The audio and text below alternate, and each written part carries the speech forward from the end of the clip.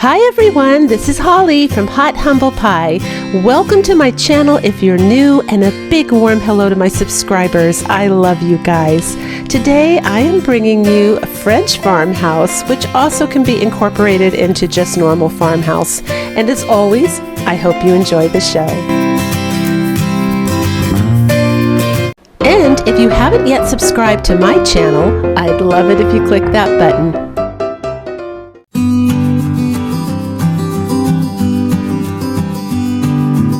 I saw this super cute craft from Wayfair, but look at that price. So here's a free printable I created to try and catch the energy of that. And I'm using a coffee can. Someone called me the queen of coffee cans on Instagram. Thank you for that. A bunch of people came on. I might be getting a reputation for that. My husband drinks like one of those a week, you guys, and it makes me sick to throw them away. So I took this can outside and I gave it a coat of primer. And the colors that I wanted to use are the cheaper acrylic paints from Apple Barrel, and I knew they weren't going to adhere, so I went ahead and used a primer and paint Rust-Oleum mix there so that the acrylic would have something to grab onto, and it worked out really well. I'm going for this color here for my first base color, and I've also talked about this in previous videos. If you want a look, a certain color, you'll often find that it's a blend of many different colors to get that final result. It's never just one color. And it's like your hair. Your hair has many different colors in it, but you'll look at it and go, oh, someone's brown or brunette or blonde or red. There's actually a lot of colors going on in there to create that one color, and paint's no different. So I always start usually with a minimum of 3 different paints to get one look. So I didn't want to do the exact same craft because I don't know if you noticed, you guys, it said something about violet soap, I think, on that label, because I'm not sure I'm pronouncing it right, Savon, and they would do it in French, but I think that's soap.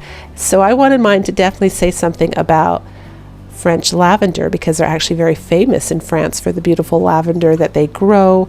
They've got the same thing going on in the UK. You know, that part of the world over the Atlantic Ocean there, they grow some beautiful lavender, very fragrant, very beautiful. And so here I did that color blue, and then I used the purple. You can see it on the palette right next to it there. Add a little bit of the pavement color by Apple Barrel, because I do want to get those undertones that make it look a little antiqued, but I don't want to get carried away on the distressing. And then I want to get a little bit lighter because this is a spring craft. So I'm using a violet color. Any violet color will do just for the final. And that one, you know, my brush is a little damp, so it kind of gives it that cloudy look, which I really like. And then it shows all the other colors through it. So the next step is I'm cutting this. I don't want to tear it. I don't want to even antique around the edges of this label. I really want it to be clean like the craft we saw in the picture. And I'm going to use Mod Podge, of course. I got a little carried away with the Mod Podge. It's okay. I ended up doing the entire container right there and then putting the label on because I got a little carried away. That's all right. It worked out. And of course, I'm just applying the label. And I've talked about this in previous videos as well. I'm using a sponge here. It's a little bit wetter than damp to press down, and I'm pressing really hard. I'm not just, you know, dabbing it. I'm really pressing down. And that, for me anyway, works brilliantly to get the wrinkles out and to get the paper down in the grooves so that it looks like it's one unit, you know, not paper on top of the metal can, which would make it look kind of cheap. So now I'm just picking out of my florals some lavender here, and I don't know, thank goodness I had the fortitude. I don't know what made me do it. I've never done it before, but I thought I should film with a second camera to the side just in case something happens one day. Well, I lost the footage where I kind of wound up a pool noodle there and used it for foam, but we got a side view here. It's beautiful. Let me know what you guys think, but I love this.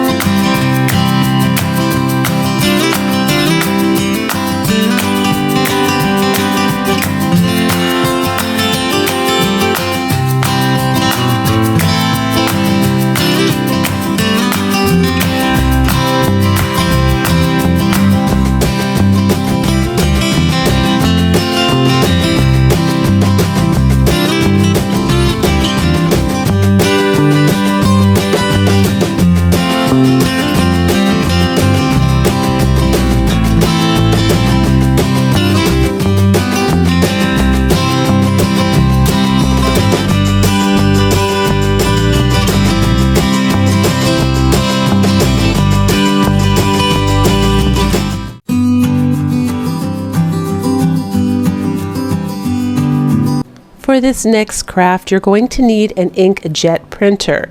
This is my printer here that I used. I had a lot of questions about it last time. I did actually try to film it printing up, you guys, and I was so, oh my gosh, I don't know what was wrong with me. These last 2 days when I was crafting, I kept doing everything opposite of what you're supposed to be doing, but I pressed the camera. Like when I saw the red button that you're supposed to press to film, I thought it was filming. So I filmed the whole thing coming out of the inkjet printer. Everything was wonderful. And then I turned it off, and then I was filming while it was off. So the whole thing was really bizarre. But you guys, I did get at least the copy of the information about my printer. To be honest, if I had a laser printer, I probably would still give this a try because I think it would work. But I'm pretty sure if the material's thin enough, you could probably still do it. So one of the tricks I love doing to get wrinkles out without having to take my iron out is just using a squirt bottle of water and misting it. And then you saw me taking my hands there and kind of spreading it out and then blow drying it. That works brilliantly for me. I do it with my clothing too. And I'm in a hurry and I don't want to take a shirt off and there's a big wrinkle. I'll just spray it with a bit of water. It comes right out. And then I took some black poster board, cut it the same size as the paper that goes through my printer. And I'm going to go ahead and tape this thin material down as tight as I can on that paper.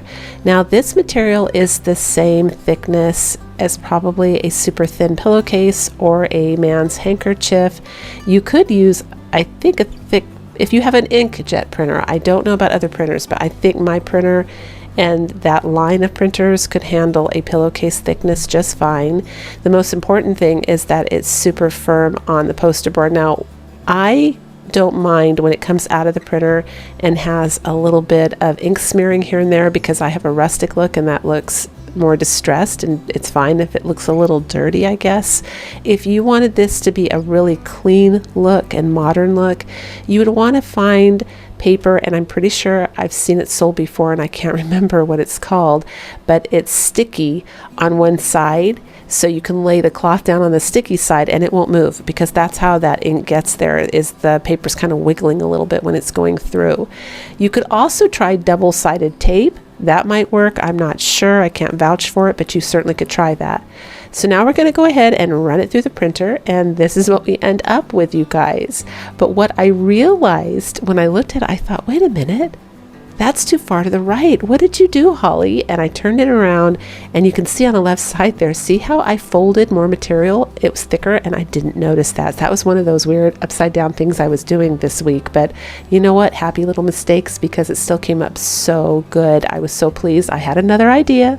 And I want to point out too, that's what I'm talking about when you get those little ink stains. If you're not happy with that, you're going to want to use either double-sided sticky tape or a sticky paper in the same size as computer paper to lay your cloth down on. Now I'm just going to use hot glue here to close the seams up on this pillow, because I'm just going to use it for a decorative pillow inside a little apple basket. If it was on the couch, I would take out my sewing machine and sew, although decorative pillows on the couch, if you're not going to use them and be really rough with them, you still could use hot glue. So don't get intimidated or discouraged if you don't sew or don't have a sewing machine, because hot glue works just fine. And they even make glue for material, and it's washable. And yes, I have tried it, several brands, and it does wash up and it does work. It holds perfect. So there are always options out there if you don't sew. Now I'm taking some of the black poster board that I just used, and I'm going to put it between this material here, because there it is, you guys. It was perfect. Like, it could not have gotten any more perfect than burlap for Farmhouse and lace for French. I mean, I was like, thank you, Dollar Tree. I went with this ribbon here to put as a little garnish and trim on the end of this, and it was like the perfect theme. I love the way this came out, and I'm just gluing it down. You saw me fold the ends there, so it's nice and clean. And the poster board prevents the glue from going through the material to the other side.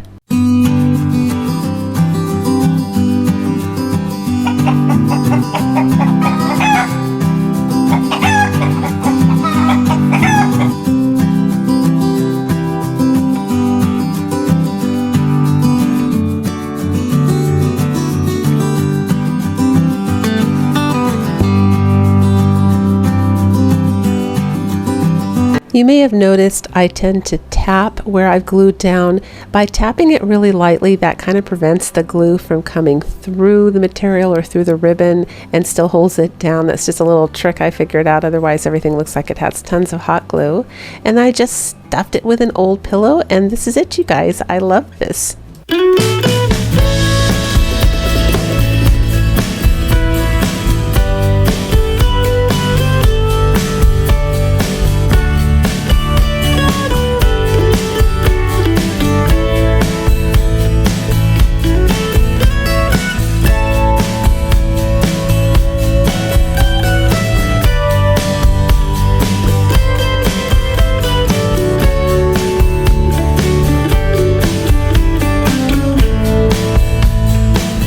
So I invite you to follow me on Instagram and on Pinterest. You can reach me there.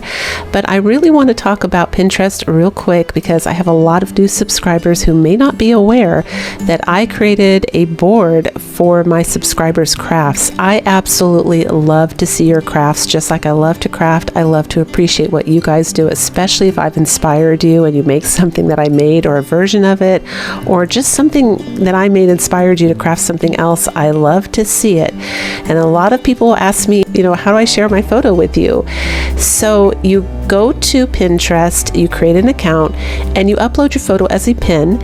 And over there on Pinterest, you can private message people. So you just send your pin to me in the email and I will get it and then share it to that board with your name.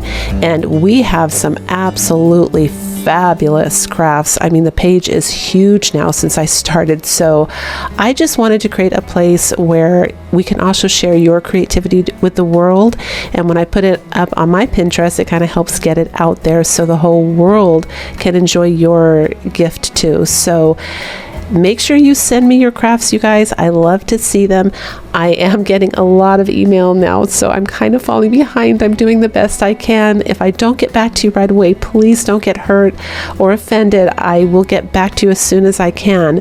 Just leave it sitting there because I go through my emails when I can, and I love to see your crafts. So please go check out what we have so far over there on Pinterest. Go check out everybody's crafts. We've got some very talented people and some absolutely beautiful crafts up there.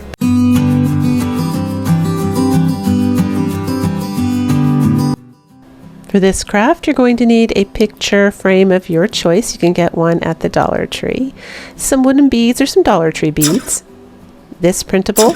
And I'm using this paper that I got from Amazon. The link is also down below, and the link for that printable will also be down below. All my printables are down below in my description box, you guys. So if you ever see me using a printable, I usually 9 out of 10 or even 9.9 out of 10 I put them down below for you guys to do it too.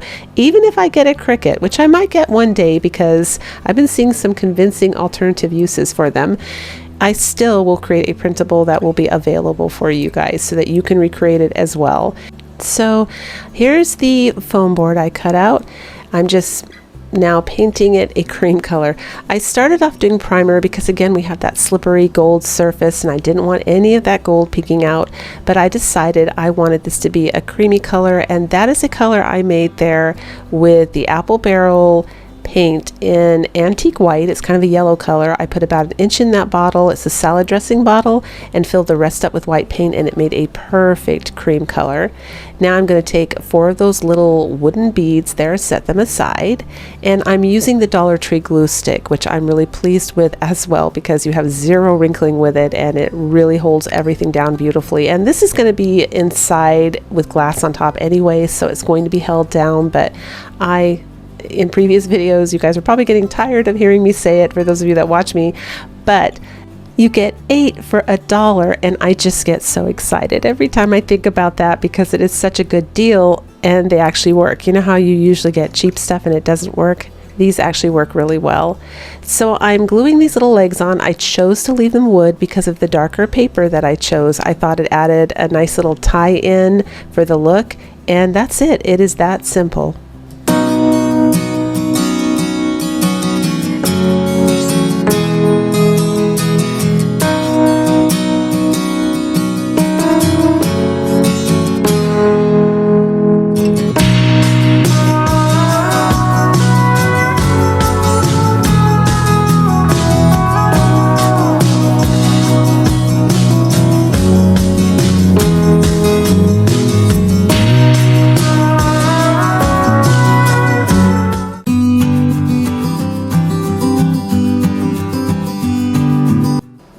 For this craft, I used some of this molding that I got at Home Depot for another project and some plywood, and I cut it.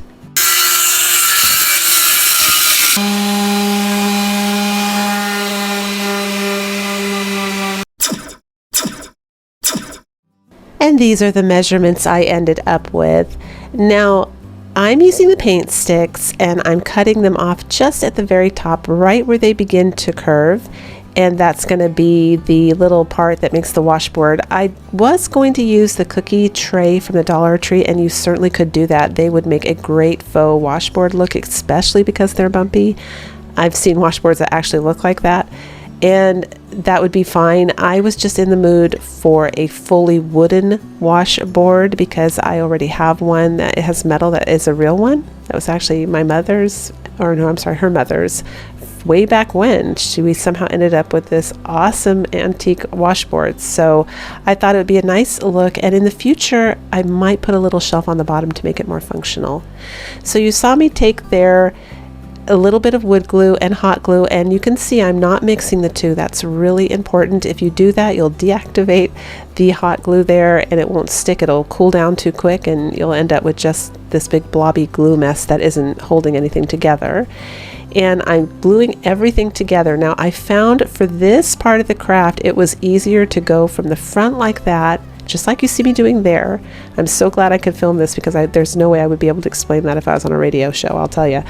But when you hold it this way, you guarantee that they're straight and level, and it just gives you more control where you want that glue, and you can wipe it off in the front. You can see where it's too much, which is handy too. And I did go back and reinforce it in the back. You could see me doing that just to make sure everything stayed together. I just took hot glue and reinforced in between the seams and on the sides.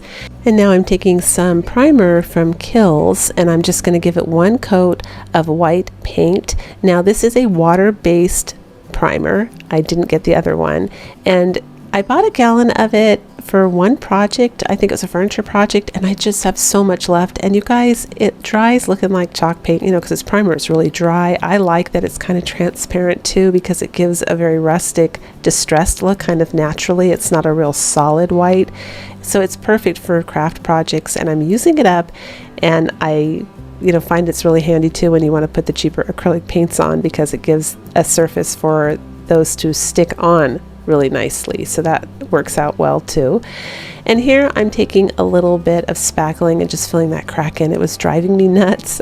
I could have left it again. That would have made it look more rustic. I just felt it looked a little bit more finished. Oops, there's a little dry piece of spackling there. I just felt it looked more finished with that crack filled in.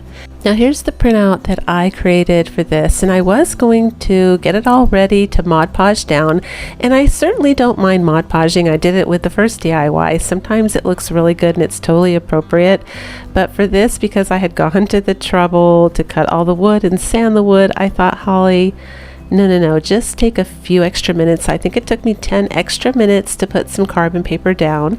The kind of carbon paper I use is also down below in the description box, and it gives it the look of an authentic ink stamp, and my antique washboard actually has that. It has an ink stamp of the company, and that's what makes it look so awesome. So I just wanted to put it up a notch there for awesomeness. If you have a Cricut, use it, because there's tricks you can do to make that look antiqued as well.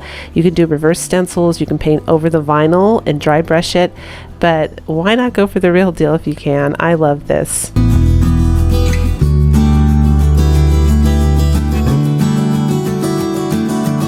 So I decided to use the black colored pencil from my Prismacolor pencils just to color in those words. I was going to leave them, but I thought they looked better colored in.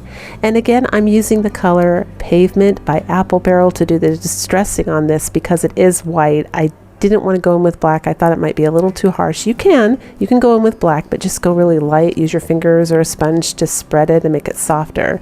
But I'm just doing the little distressing and antiquing. But I think this came out absolutely gorgeous. I love this. I love every craft in this video today, you guys. Let me know what you think in the comments. I love to hear from you. But we're all done.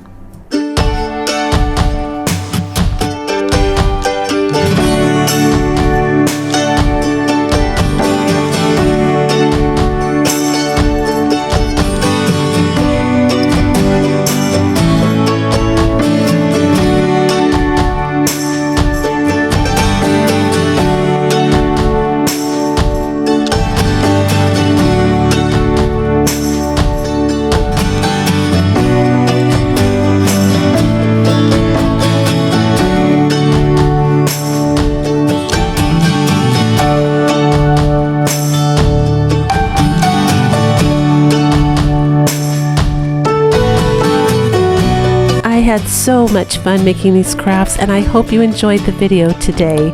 If you did, please don't forget to give me a thumbs up. It really does help me. And as always, you guys, until the next video, breathe deep, fret not, and do things that make you happy.